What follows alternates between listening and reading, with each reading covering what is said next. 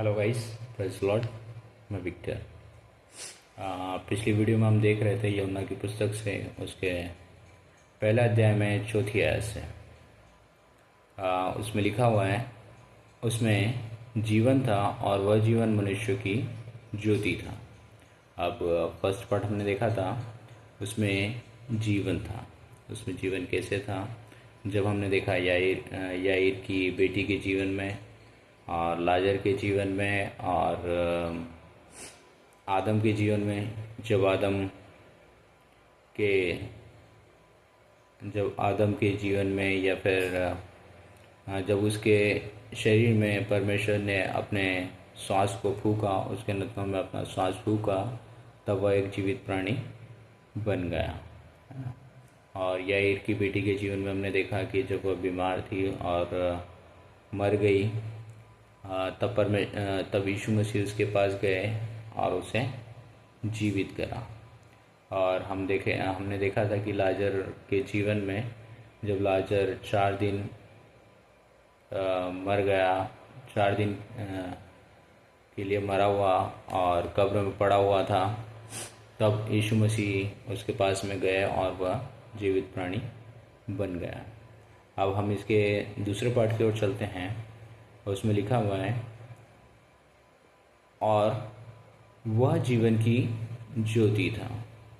अब हम देखेंगे कि वह जीवन की ज्योति कैसे था। फर्स्ट पार्ट में हमने देखा कि वह जीवन था, है ना। अब वह जीवन की ज्योति कैसे था, इसके लिए हम निकालेंगे यूहन्ना की पुस्तक, उसका 8 अध्याय, उसकी 12 आयत। उसमें लिखा हुआ है, यीशु ने फिर लोगों से कहा, जगत की ज्योति मैं हूँ। जो मेरे पीछे हो लेगा वह अंधकार में न चलेगा, परंतु जीवन की ज्योति पाएगा, है ना। और इसी के साथ में हम 1-2 आयतें और देख लेते हैं, जिसके कारण हमारा वीडियो लंबा ना हो। यूहन्ना की पुस्तक, उसका 9 अध्याय, उसकी 5 से 7 आयत तक। जब तक मैं जगत में हूँ तब तक जगत की ज्योति हूँ। यह कहकर उसने भूमि पर थूका और उस थूक से मिट्टी सनी और मिट्टी उस अंधे की आंखों पर लगाकर उससे कहा, जा शिलोह के कुंड में धो ले। शिलोह का अर्थ भेजा हुआ है। उसने जाकर धोया और देखता हुआ लौट आया। और इसी के साथ में एक वचन और, यूहन्ना की पुस्तक, उसका 12 अध्याय, उसकी 46 और 47 आयत। मैं जगत में ज्योति होकर आया हूँ, ताकि जो कोई मुझ पर विश्वास करे वह अंधकार में न रहे। यदि कोई मेरी बातें सुनकर न माने तो मैं उसे दोषी नहीं ठहराता, क्योंकि मैं जगत को दोषी ठहराने के लिए नहीं, परंतु जगत का उद्धार करने के लिए आया हूँ, है ना। तो यहाँ पर हमने कुछ आयतों को देखा, और यहाँ पर हमने देखा कि यीशु मसीह कहते हैं कि मैं जगत की ज्योति हूँ, और जो कोई मुझ पर विश्वास करता है वह इस ज्योति को पाता है और अंधकार में फिर नहीं चलता या नहीं रहता, है ना। और इसी के साथ में जब हम यूहन्ना की पुस्तक, उसके 9 अध्याय में देख रहे थे अंधे का दृष्टांत, है ना। अंधे के दृष्टांत के अंदर हम देख रहे थे कि जब यीशु मसीह ने जमीन पर थूका और उस थूक को और वहाँ की मिट्टी को लेकर के उसकी अंधों की आंखों पर लगाया, और लगाने के बाद में उससे कहा कि भाई जा कर के धो ले। और वह गया और वहाँ जा कर के अपनी आंखों को धोया और वहाँ से देखता हुआ लौट आया, है ना। और इसके बाद में हमने एक वचन और देखा, जहाँ पर लिखा हुआ है कि मैं क्या करने आया हूँ, मैं ज्योति होकर आया हूँ और उद्धार करने के लिए आया हूँ, है ना। तो परमेश्वर का वचन हमें यहाँ पर ये बताता है कि यीशु मसीह ज्योति होकर आया, या यीशु मसीह जगत की ज्योति है, और वह ज्योति जब हमें मिलती है तब हम प्रकाशवान हो जाते हैं, है ना। और हम अपने गुनाहों से या हम अपने पापों से छुटकारा पा लेते हैं, और या फिर हम कहें कि हम अपने जीवन में शांति को पा लेते हैं, है ना। तभी हम अपना जीवन सुखी से या फिर परेशानी से हट करके, बीमारी से हट करके और सुख में अपना जीवन व्यतीत करते हैं, या शांति में अपने जीवन को व्यतीत करते हैं, है ना। और इसी के साथ में हम एक वचन और देखते हैं जिससे हम और क्लेरिफाई हो सकें। हम देखेंगे लूका की पुस्तक से उसका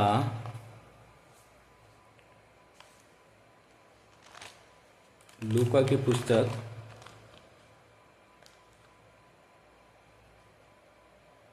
उसका 15 अध्याय उसकी 11 आयत में 11 आयत से अंत तक हम देखते हैं, तो वहाँ पर लिखा हुआ है उड़ाव पुत्र का दृष्टांत, है ना।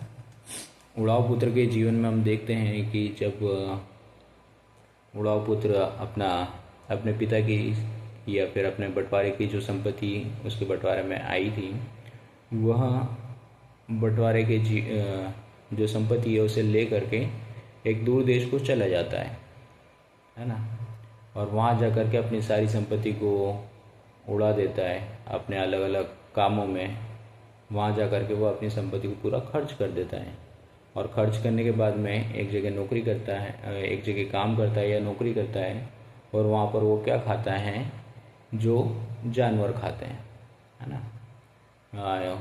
यहाँ पर वचन में स्पष्ट रूप से लिखा हुआ है कि वह क्या करता था, उसे एक नौकरी मिली थी जो कि सूअरों को चराने की थी। अब सूअरों को चराने के साथ में उसकी कंडीशन इतनी ख़राब हो गई थी कि जो सूअर खाते थे वही वह भी खाता था। वहाँ पर वचन में लिखा हुआ है कि सूअर जो फलियाँ खाते थे वह भी वही फलियाँ खाता था, है ना।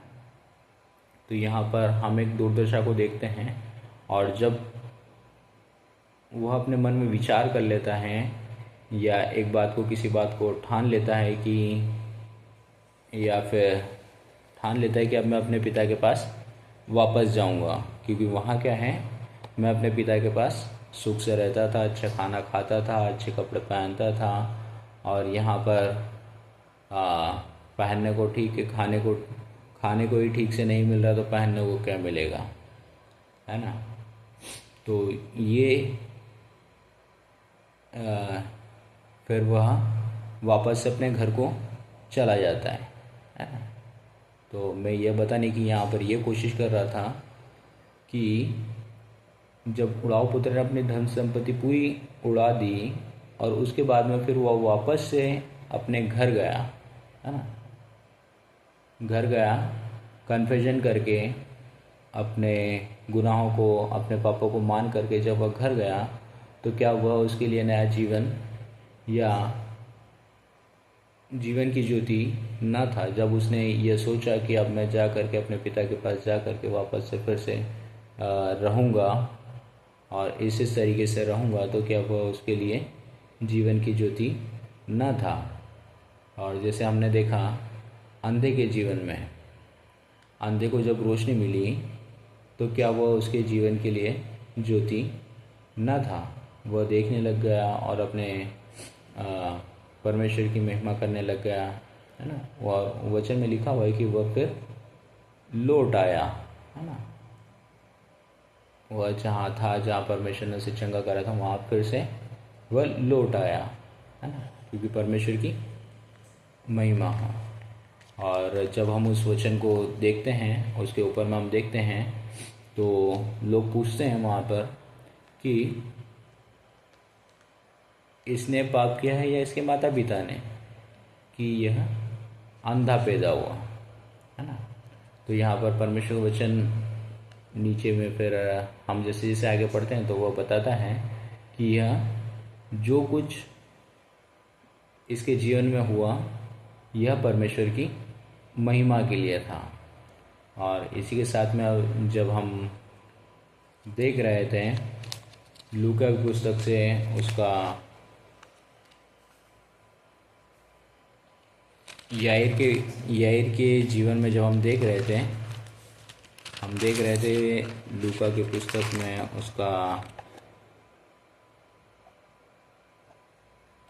उसका 8 अध्याय। और यहाँ पर जब हम याईर के जीवन में याईर की बेटी के जीवन में हम देख रहे थे कि जब वह यीशु मसीह को बुलाने के लिए आता है तब एक स्त्री जिसे 12 वर्ष स्लेव बने का रोग था, है ना, वह जाकर के यीशु मसीह के कपड़े को छू लेती है ना, और वह चंगी हो जाती है। तो मेरा कहने का मतलब यहाँ पर यह है, इस कहानी को लेने का, उड़ाव पत्र की कहानी को लेने का मकसद ये है, या फिर मेरा कहना यह है कि क्या उन्होंने जीवन नहीं पाया या जीवन में ज्योति नहीं पाई, है ना। जब हम किसी व्यक्ति के जीवन में मदद को करते हैं या उसकी परेशानी से छुटकारा दिलाते हैं तब हम उसके जीवन में ज्योति का काम करते हैं। जैसे यीशु मसीह ने लोगों को उनकी बीमारी से छुटकारा दिया, वह एक ज्योति का काम हो गया, और बीमारों को चंगा किया, उनकी परेशानी से उन्हें छुटकारा दिया, उनके पापों से उन्हें छुटकारा दिया और एक नया जीवन उन्हें दिया, है ना। तो यह जो काम है, यह जो छुटकारा है, यह जो मदद है, वह ज्योति का काम करती है ना। इसी के समझने के लिए हम एक वचन और निकालेंगे, नीति वचन की पुस्तक उसका 4 अध्याय उसकी 18 आयत। नीति वचन 4 उसका 18 यहाँ पर लिखा है, परंतु धर्मियों की चाल उस चमकती हुई ज्योति के समान है जिसका प्रकाश दोपहर तक बढ़ता रहता है ना। अब यहाँ पर लिखा हुआ है धर्मियों की चाल उस चमकती हुई ज्योति के समान है जो दोपहर तक अधिक अधिक प्रकाश देती रहती है। अब जब हम किसी की मदद करते हैं या फिर हम अपने जीवन में कुछ ऐसा करते हैं जिससे हमें अपने जीवन में शांति मिलती है, या फिर हम किसी दूसरे के जीवन में ऐसा करते हैं जिससे उसका काम आसान हो सके, है ना। तो हम क्या हैं, ज्योति के समान हैं, जो परमेश्वर का वचन कहता है। परमेश्वर का वचन एक जगह ये भी कहता है कि तुम जगत की ज्योति हो, है ना। हम जगत की ज्योति कैसे हैं? जैसे परमेश्वर ने अपने जीवन में यीशु मसीह ने अपने संसार के कार्यकाल में 33.5 साल जब इस संसार में रहा और 3.5 साल की सेवकाई में जो जो चिन्ह और चमत्कार किए, है ना, तो वहाँ पर बीमारी से लोगों को छुटकारा दिया, और जो अन्य प्रकार के बाकी सारे काम हैं वह किए जिससे क्या हो, लोगों को शांति मिले, है ना। तो यहाँ पर हम भी परमेश्वर से प्रार्थना कर के हम बहुत से दासों को देखते हैं कि वह परमेश्वर से या यीशु मसीह से प्रार्थना करते हैं और बहुत से लोग छुटकारे को पा लेते हैं, है ना। उनकी बीमारियों से या उनकी तकलीफ़ों से वह छुटकारा पा करके अपने जीवन में शांति को पा लेते हैं। तो परमेश्वर वचन यही कहता है कि तुम जगत की ज्योति हो, और जगत की ज्योति हमने देखा कि वह जीवन कैसे ज्योति था, है ना। और इन्हीं बातों के साथ में परमेश्वर हमें आशीषित करें। और आने वाली वीडियो में हम और भी बहुत सारे ऐसे इंटरेस्टिंग टॉपिक के साथ बात करेंगे और परमेश्वर वचन से सीखेंगे, समझेंगे। Thank you.